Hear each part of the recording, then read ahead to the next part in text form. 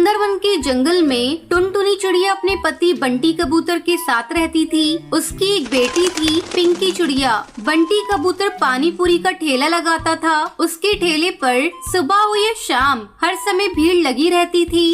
जो भी बंटी कबूतर की पानी पूरी के ठेले पर एक बार पानी पूरी खा लेता था, वो बार बार उसके ठेले पर पानी पूरी खाने के लिए आता था। एक दिन सुंदरी कौवी उसके ठेले पर आती है।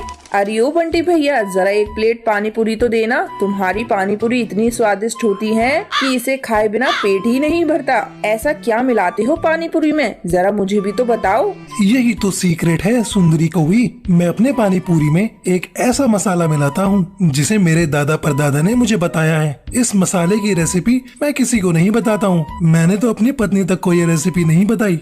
अच्छा, तो ये बात है। सुंदरी कौवी पानी पूरी खाकर वहाँ से चली जाती है।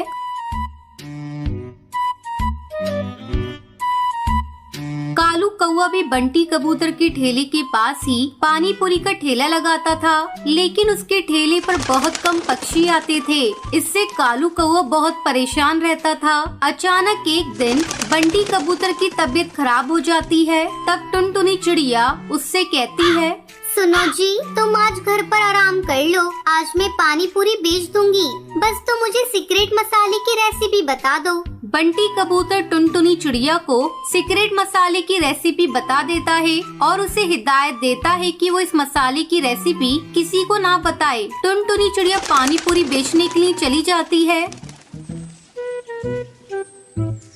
कालू कौवा टुनटुनी चिड़िया को पानी पूरी बेचते देखता है तो उसके पास आकर पूछता है, क्यों भाभी जी, आज बंटी कबूतर कहाँ है? उसकी जगह आप पानी पूरी बेचने आई हैं? क्या बताऊं कालू भैया, आज बंटी की थोड़ी तबीयत खराब है, इसलिए मैं पानी पूरी बेचने आई हूँ। अच्छा भाभी जी, आपसे एक बात पूछनी थी, पर आपसे पूछते हुए डर लग रहा है, कहीं आप बुरा न मान जाएं। अरे ये क्या बात कर रही है कालू भैया, आपको किस बात का डर? मैं भला नाराज क्यों होंगी? आप बिना संकोच किए पूछिए।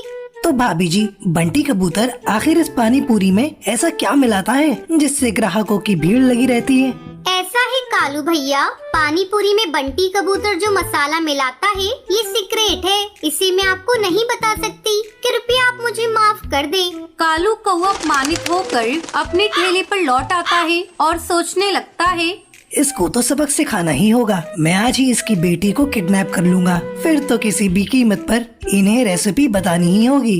ऐसा सोचकर कालू कौवा जल्दी जल्दी टुनटुनी चिड़िया के घर जाता है। उस समय पिंकी चिड़िया अपनी सहेली के साथ खेल रही थी। कालू कौवा पिंकी चिड़िया से कहता है, अरे ओ पिंकी चिड़िया, तेरी माँ का एक्सीडेंट हो गया है, जल्दी चल मेरे साथ, तेरी माँ अस्पताल में भर्ती है। इतना सुनते ही पिंकी चिड़िया जोर जोर से रोने लगती है।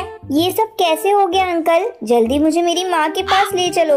उसके बाद कालू कौवा पिंकी चिड़िया को लेकर वहाँ से चला जाता है। उधर जब टुनटुनी चिड़िया शाम को अपने घर लौटती है, तब पिंकी चिड़िया को घर में न पाकर इधर उधर ढूंढने लगती है। तभी टुनटुनी चिड़िया के पास कालू कौवे का फोन आता है।